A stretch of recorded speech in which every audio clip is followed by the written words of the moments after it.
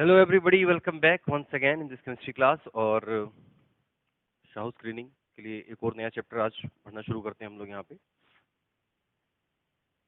ये है हमारा एटॉमिक स्ट्रक्चर, ठीक है ना। जैसा कि पहले ही आपको बताया जा चुका है कि शाहू में 8th 9th 10th तीनों का सिलेबस मिला जुला होता है। 10th का ज़्यादा है, 9th का थोड़ा कम, 8th का थोड़ा और कम। तो ये चैप्टर 8th 9th दोनों में है। स्टेट बोर्ड के 8th में आता है इनसाइड द एटम नाम से, और सीबीएसई के 9th में है स्ट्रक्चर ऑफ एटम नाम से। ये ठीक है, इसलिए ज़रूरी है इसको पढ़ना। काफ़ी सारी चीज़ें हैं इसमें भी, बहुत छोटे छोटे पॉइंट्स ऐसे होते हैं जो पढ़ने लायक हैं। शुरू करते हैं इसको। सबसे पहले एटम के स्ट्रक्चर की बात हो रही है, यानी कि चैप्टर का नाम है एटॉमिक स्ट्रक्चर, यानी कि एटम के स्ट्रक्चर के बारे में हम बात करेंगे। तो उसमें क्या क्या चीज़ें हैं मेन मेन, कि अब पता है कि एटम को जानना ही मतलब मेन यहाँ पे मकसद रहा है इस पूरे चैप्टर में, कि एटम कैसा है। कहीं ना कहीं साइंटिस्ट यही जानना चाह रहे होंगे। और फिलहाल आप लोग इस लेवल पे आके तो आपको पता ही है एटम कैसा होता है, electron, proton, neutron, fundamental particle, जो भी है सब आइडिया है उसका। तो मेन मेन क्वेश्चन कहाँ से आ सकता है उसके बारे में बात करेंगे, ठीक है। तो सबसे पहला, इसको पढ़ने से पहले एटॉमिक थ्योरी, एटम कैसा है, यही मेन सवाल है। तो इसकी काफ़ी कोशिश की गई है। प्राचीन काल में लगभग 300-400 बीसी में महर्षि कणाद ने इसके बारे में बात किया था, परमाणु बोला था। किसी भी मैटर का जो सबसे छोटा पार्टिकल है उसको उन्होंने क्या बोलते हैं, परमाणु बोला था। और वही परमाणु आज एटम है। तो उसके बाद लेकिन वो थ्योरी तो हम लोग इंक्लूड नहीं करते इसमें, हम लोग सीधी शुरुआत डाल्टन से करते हैं, ठीक है ना। Dalton's atomic theory.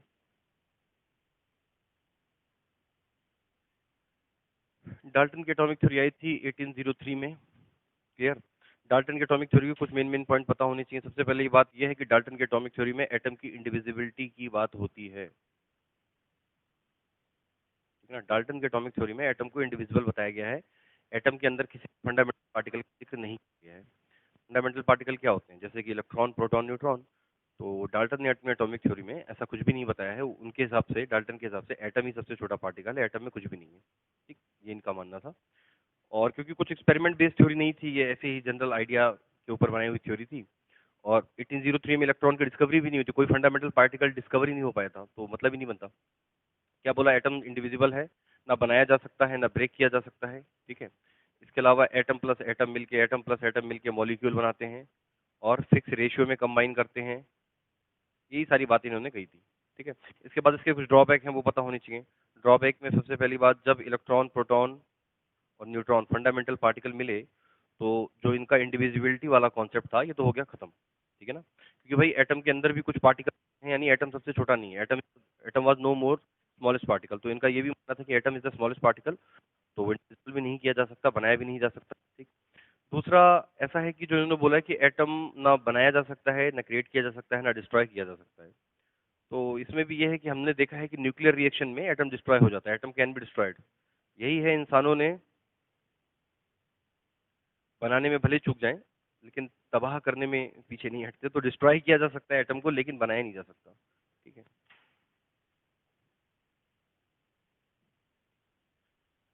तो डाल्टन की थ्योरी से भी कभी कभार क्वेश्चन कहीं पूछे जा सकते हैं, तो थोड़े बहुत पोस्टुलेट्स पता होने चाहिए कि डाल्टन की थ्योरी में क्या है। इसके बाद बीच में काफी लंबा सन्नाटा रहा है, मतलब 90 ईयर तो कुछ ऐसा कुछ देखने को नहीं मिलता इसके बारे में।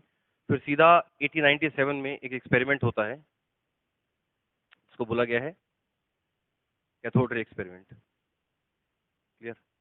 कैथोड रे एक्सपेरिमेंट, इसी को डिस्चार्ज ट्यूब एक्सपेरिमेंट भी कहते हैं। एक्सपेरिमेंट आप लोगों ने पढ़ा होगा, ठीक है ना, अगर 9th क्लास में अपने पढ़ा होगा। वैसे सिलेबस में है तो नहीं है, 10th तक तो नहीं है कहीं पे, लेकिन फिर भी पढ़ते हैं हम इसको, क्योंकि फंडामेंटल पार्टिकल की डिस्कवरी से लेकर है। तो ये किसने किया था, सबसे पहले हमें पता होना चाहिए। ये किया था जे जे थॉमसन ने। और जे जे थॉमसन की इस एक्सपेरिमेंट से इलेक्ट्रॉन की डिस्कवरी हुई थी। सबसे पहले तो ये बात हमें पता होना चाहिए, डिस्कवरी हुई थी इलेक्ट्रॉन की। क्लियर। तो कौन से एक्सपेरिमेंट से डिस्कवरी हुई ये पता होना चाहिए। डिस्कवरी किसने करी, जे जे थॉमसन ने करी, ठीक है ना। इलेक्ट्रॉन की डिस्कवरी जे जे थॉमसन ने करी थी। और कैथोड रे के बारे में कुछ पता होनी चाहिए। कैथोड रे क्या है, कैथोड रे बनी है इलेक्ट्रॉन की, बीम ऑफ इलेक्ट्रॉन, ठीक है ना। इलेक्ट्रॉन के पार्टिकल से मिलके बनी हुई है कैथोड रे। तो कैथोड रे पे कैसा चार्ज है, अगर इलेक्ट्रॉनिक प्लेट पे अगर देखा जाए तो पॉजिटिव और नेगेटिव में किस तरफ जाएगी, जाहिर सी बात है कि इस पे नेगेटिव है तो ये पॉजिटिव की तरफ जाएगी, ठीक है। तो ये सब छोटी मोटी बातें कॉमन सेंस वाली पता होनी चाहिए। और हाँ, एक बात और समझ लो, कैथोड रे एक्सपेरिमेंट में, ठीक है, कैथोड रे एक्सपेरिमेंट में E/m यानी कि चार्ज बाई मास का जो रेशियो है, चार्ज बाई मास का जो रेशियो है कैथोड रे का, वो अंदर जो फिल्ड गैस उस पे और जो इलेक्ट्रोड्स यूज किए गए हैं जिस मेटल के, उस पे डिपेंड नहीं करता। यानी कि अगर इलेक्ट्रोड के मेटल बदल दो या अंदर की गैस चेंज कर दो तो भी E/M का रेशियो सेम रहेगा, बदलेगा नहीं। ये बात पता होनी चाहिए। क्लियर? तो ये हो गया कैथोड रे एक्सपेरिमेंट। इसके अलावा हम्म, ठीक है, कैथोड रे एक्सपेरिमेंट में मेनली यही बातें पता होनी चाहिए, ठीक है ना, जो काम की हैं। फिर कैथोड रे एक्सपेरिमेंट के बाद मतलब जे जे थॉमसन ने किया था, फिर इसके बाद थॉमसन मॉडल, इसके बाद हमारे पास आता है थॉमसन मॉडल। आपको पता है कि थॉमसन मॉडल को ही हम प्लम पडिंग मॉडल भी कहते हैं, प्लम पडिंग मॉडल, और इसी को हम वाटरमेलन मॉडल भी बोल देते हैं, ठीक है ना। इसको समझने के लिए सबसे अच्छा ये है कि वाटरमेलन देखा ऐसा होता है गोल सा, बीच से काट दो, एक तरफ से हटाओ, अंदर से रेड रेड दिखेगा, जो इसका पल्प वाला पार्ट है। पल्प बोले तो पॉजिटिव, इन्होंने बोला है कि पल्प का जितना पार्ट है वो पॉजिटिव है, और उसी तरह से इसके अंदर जो सीड्स होते हैं, ये सीड्स क्या हैं, ये सारे के सारे इलेक्ट्रॉन हैं, इसीलिए एटम न्यूट्रल है। इनके मुताबिक इलेक्ट्रॉन एटम न्यूट्रल है क्योंकि एक उसके अंदर पॉजिटिव चार्ज पूरे के पूरे एटम में फैला हुआ है, ठीक है ना, किसी पार्टिकल के फॉर्म में नहीं। पॉजिटिव के लिए कोई पार्टिकल को जिम्मेदार नहीं बताया, बस ये बोला है कि इलेक्ट्रॉन है तो इसकी वजह से कुछ ना कुछ पॉजिटिव चार्ज भी उसके अंदर है, और इसीलिए एटम न्यूट्रल है। ये हो गया थॉमसन का मॉडल। इसके बाद आता है अगला मॉडल, बहुत विशेष है ये, इस मॉडल से भी काफी सारी बातें पता चली। तो थॉमसन के ही असिस्टेंट थे रदरफोर्ड। देखो एटॉमिक स्ट्रक्चर में एक चीज अच्छी है कि ये ज्यादातर डिस्कवरी जान पहचान के लोगों ने ही करी है, जैसे कि डाल्टन का तो कोई जान पहचान का नहीं था, वो तो बहुत पुराने आदमी हो गए। थॉमसन के असिस्टेंट थे रदरफोर्ड, और उसके बाद उसके थे बोर, नील्स बोर। तो आपस में कहीं ना कहीं एक ही चीज पे काम कर रहे थे सारे। तो रदरफोर्ड का एक्सपेरिमेंट क्या था? रदरफोर्ड के एक्सपेरिमेंट को बोलते हैं अल्फा पार्टिकल स्कैटरिंग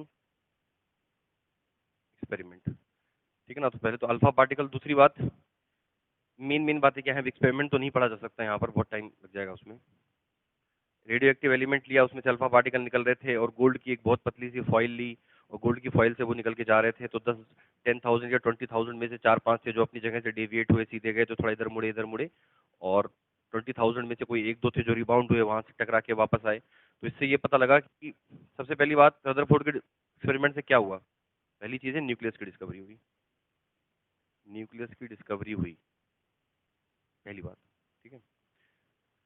और ये पता लगा कि एटम में पॉजिटिव चार्ज पूरे के पूरे पल्प की तरह फैला नहीं हुआ है जैसे वाटरमेलन मॉडल में था। उन्होंने बोला कि पूरे पॉजिटिव वहां पे नहीं है, उसके सेंटर में कहीं पे बहुत छोटी सी जगह में ही पॉजिटिव चार्ज है, और उसी को हम बोलते हैं न्यूक्लियस, ठीक है ना। बाद में पता लगा कि उसमें प्रोटॉन और न्यूट्रॉन भी हैं। तो इसमें मेनली न्यूक्लियस की डिस्कवरी हुई। सबसे अगली बात यह है कि अल्फा पार्टिकल क्या होता है, जरा इसको समझते हैं।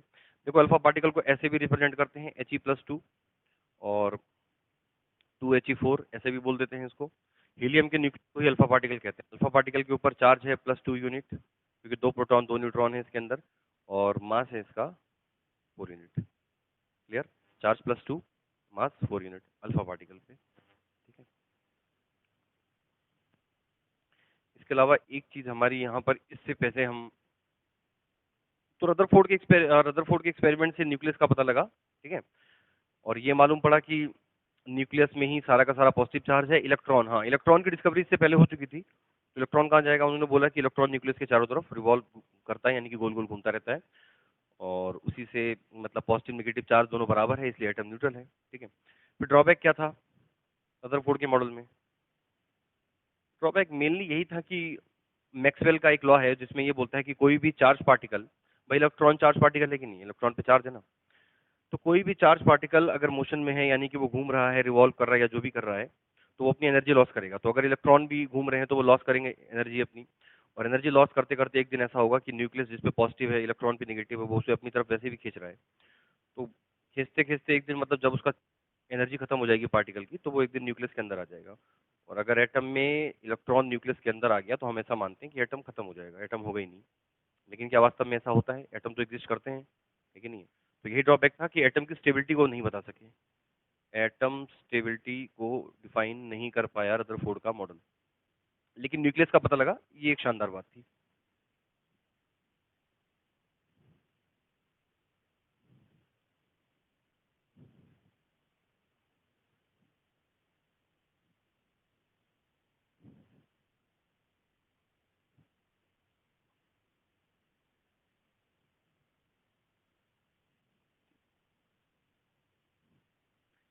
इसके अलावा कैथोड रे एक्सपेरिमेंट के अलावा एक एनोड रे एक्सपेरिमेंट है, उसको हम भूल गए, उसकी भी बात कर लें। एनोड रे एक्सपेरिमेंट, एनोड रे एक्सपेरिमेंट को ही कैनाल रे एक्सपेरिमेंट भी कहते हैं, पहली बात, ठीक है ना। कैनाल रे एक्सपेरिमेंट से हम ऐसा मानते हैं कि प्रोटॉन की डिस्कवरी हुई। असल में प्रोटॉन की डिस्कवरी तो नहीं हुई थी, एटम के अंदर का जो पॉजिटिव पार्टिकल है उसकी डिस्कवरी हुई थी, लेकिन हाँ ऐसा मान सकते हैं कि वो प्रोटॉन ही होता है एक तरह से, तो प्रोटॉन की डिस्कवरी हुई। ये किया किसने था? नाम था ई गोल्डस्टीन, ठीक है ना। इसके अलावा प्रोटॉन के लिए दोनों नाम, डिस्कवरी के लिए दोनों नाम बताए जाते हैं। ई गोल्डस्टीन ने तो ये किया ही था एक्सपेरिमेंट। इसके अलावा कई जगहों पर रदरफोर्ड का भी नाम लिखा हुआ है, तो ऑप्शन अगर आता है, मान लो प्रोटॉन की डिस्कवरी किसने करी, तो ई गोल्डस्टीन रदरफोर्ड में से कोई एक ही मिलेगा, तो वही आंसर होना चाहिए। और अगर दोनों मिल जाए तो ई गोल्डस्टीन ज्यादा बेहतर आंसर होगा उसका, ठीक है ना। लेकिन काफी जगहों पे रदरफोर्ड भी लिखा हुआ है। तो बस इससे ये डिस्कवरी हुई है, बनी हुई है पॉजिटिव पार्टिकल से मिलकर, और ये इलेक्ट्रॉनिक प्लेट में इधर जाएगी निगेटिव की तरफ, क्योंकि इस पे पॉजिटिव चार्ज है, ठीक है ना। तो कैथोड रे, एनोड रे और थॉमसन का मॉडल हो गया, और रदरफोर्ड का मॉडल हो गया। रदरफोर्ड के मॉडल को अभी हमने आखिरी में पढ़ा है, अल्फा पार्टिकल वाला जो था, उसमें यह ड्रॉबैक जो हमने देखा है कि स्टेबिलिटी की प्रॉब्लम थी ना, स्टेबिलिटी को डिफाइन नहीं कर पाए। तो उसी को डिफाइन करने के लिए, उसके ड्रॉबैक्स को दूर करने के लिए नील्स बोर ने थोड़ा जिम्मा उठाया, और उसके बाद आता है बोर एटॉमिक मॉडल।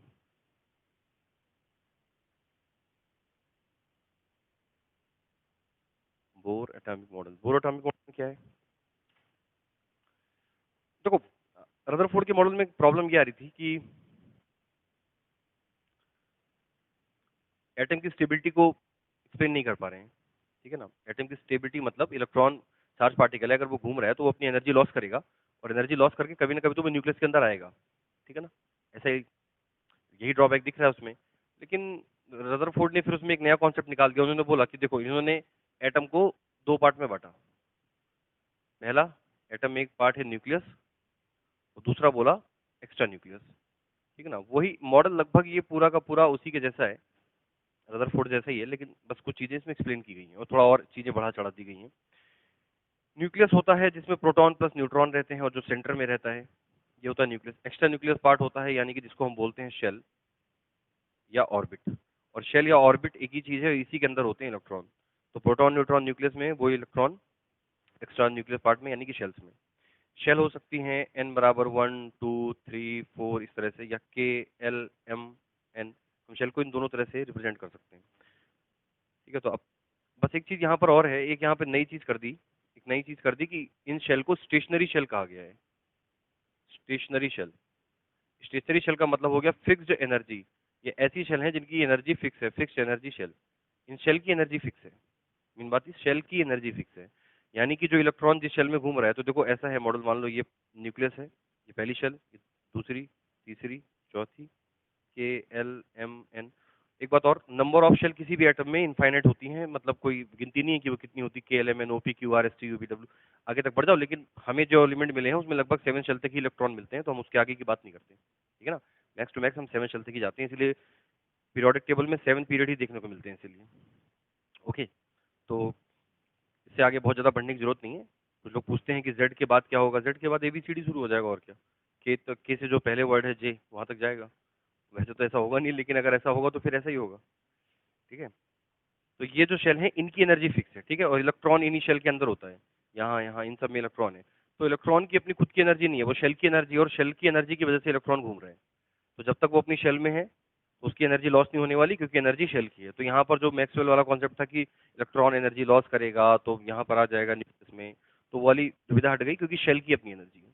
शेल की अपनी, शेल की एनर्जी से इलेक्ट्रॉन घूम रहा है, ठीक है ना।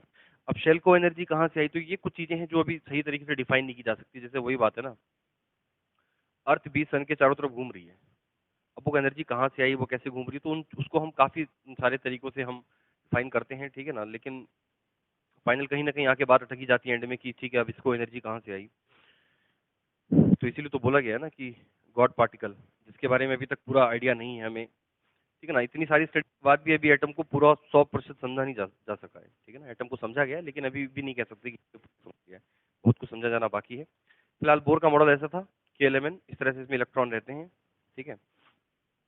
इसके बाद नील्स बोर के मॉडल में तो ये कमी दूर हुई। हाँ, एक नई चीज बस यही थी कि याद रखना फिक्स्ड एनर्जी शेल के लिए है। और एक बात और, इसका भी एक ड्रॉबैक है, हालांकि हम इसके आगे नहीं पढ़ते 10 तक, इसके आगे की बात, इसके भी जो आगे के मॉडल हैं, ठीक है ना, जो क्वांटम थ्योरी पे बेस्ड है, तो वो 10 तक तो नहीं पढ़ने को मिलते, उस पर क्वेश्चन भी जनरली नहीं पूछते कभी। तो इसमें बस एक ड्रॉबैक है, याद रखना, ये वैलिड है सिर्फ वन इलेक्ट्रॉन सिस्टम के लिए। ऐसा कोई भी एलिमेंट जिसमें सिर्फ एक इलेक्ट्रॉन है उसके लिए ये बिल्कुल सही काम करता है, उससे ऊपर वाले के लिए नहीं। कहने का मतलब ये है, ये काम करेगा हाइड्रोजन के लिए क्योंकि हाइड्रोजन में एक इलेक्ट्रॉन है, ये काम करेगा He+1 के लिए क्योंकि हीलियम, देखो वैसे तो He+1 बनाता नहीं है, लेकिन मान लो हीलियम है तो उसके एक प्लस चार्ज आ जाए, Li+2 के लिए, समझे, ये इनके लिए काम करता है, एक इलेक्ट्रॉन वाले सिस्टम के लिए। बस ये ड्रॉबैक है इसका।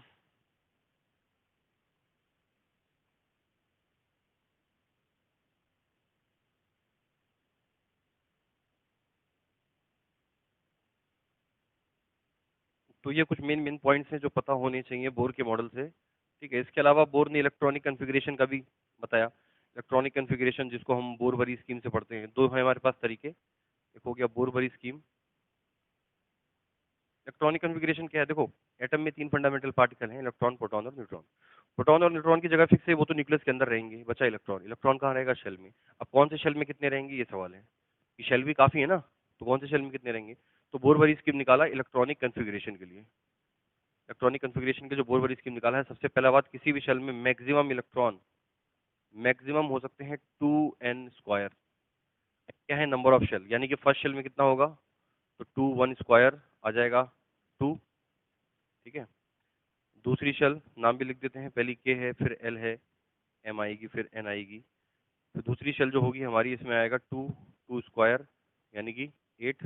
अब मैं डायरेक्ट ले देता हूँ तीसरे शेल में सीधा 18, इसके बाद सॉरी 32, और उसके बाद एक और ले लो तो उसमें आ जाएगी 50। ये मैक्सिमम इलेक्ट्रॉन बताए गए हैं कि किसी भी शेल में मैक्सिमम इलेक्ट्रॉन इतने हो सकते हैं। आगे बात में, दूसरा नियम, लास्ट शेल, कभी भी किसी एलिमेंट की लास्ट शेल 8 इलेक्ट्रॉन से ज्यादा स्क्वायर नहीं कर सकती, 8 इलेक्ट्रॉन से ज्यादा कभी किसी में अकोमोडेट नहीं हो सकते, ठीक है ना।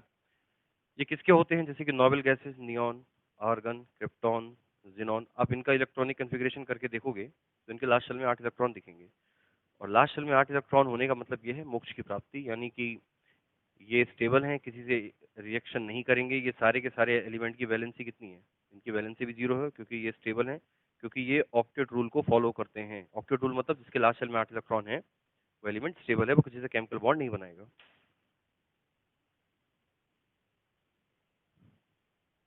ओके, ठीक है। इसके अलावा जो इसका अगला लॉ है वो यही है कि एटॉमिक नंबर 20 के बाद वाले जो एलिमेंट होते हैं उनमें इलेक्ट्रॉनिक कन्फिग्रेशन में काफी एक्सेप्शन वगैरह देखने को मिलते हैं, फिर आगे उसके नियम काफी बदल जाते हैं। तो ये इलेक्ट्रॉनिक कन्फिग्रेशन आपको करना आना चाहिए, ठीक है ना। ज्यादा नहीं, लेकिन देखो शुरू वाले 20 तक तो सभी कर देते हैं। क्रोमियम और कॉपर का पता होना चाहिए, क्रोमियम और कॉपर का 24 29। इलेक्ट्रॉनिक कन्फिग्रेशन है, पहले शेल में 2, दूसरे शेल में 8, तीसरे शेल को पहले छोड़ो, और याद रखो आखिरी चौथे शेल में इसके एक होते हैं। अब कितने बचे, तो 8 2 10 और 1 11, टोटल है कितने, 24। तो यानी कि कितने आएंगे यहाँ पर, 13। इसी तरह से कॉपर का जब करोगे तो 2 8, लास्ट शेल में इसके भी एक होता है, लास्ट शेल में इसके भी एक ही होता है। तो कितने बचे, 8 2 10 और 11, यानी कि कितने होने चाहिए, 18। तो ये दो का इलेक्ट्रॉनिक कन्फिग्रेशन इस तरह से करना आना चाहिए, ठीक है। इसके अलावा दूसरा हमारा कॉन्सेप्ट है बोरबरी स्कीम वाला, नहीं sorry, aufbau aufbau principle. Aufbau principle से इलेक्ट्रॉनिक कन्फिग्रेशन करना, वो वही एसपीडीएफ वाला है हमारा, एसपीडीएफ रूल वाला, ठीक है ना। एसपीडीएफ वाला है। क्या होगा इसमें, अगर उसमें मान लो किसी का हमें करना है, सपोज करो सोडियम का करना है 11, तो 1s2 2s2 2p6 3s1, ठीक है। 1s2 2s2 2p6 3s1, last shell कौन सा है इसका, शेल नंबर 3, उसमें इलेक्ट्रॉन कितने हैं, 1। और अगर आप इसका वैसा करोगे बोरबरी स्कीम वाला तो आएगा 281, क्लियर। तो इस तरह से ये भी आना चाहिए, इसमें भी करके दिखाया जाए अगर क्रोमियम का, तो हो जाएगा 1s2 2s2 2p6 3s2 3p6, 4s में आएगा 1, और 3d में आएगा 5। ये थोड़ा एक्सेप्शनल केस है, इसके 4s में 2 होने चाहिए थे लेकिन 1 होता है, ठीक है ना। एक्चुअल इलेक्ट्रॉनिक कन्फिग्रेशन का थोड़ा सा अलग है, क्लियर।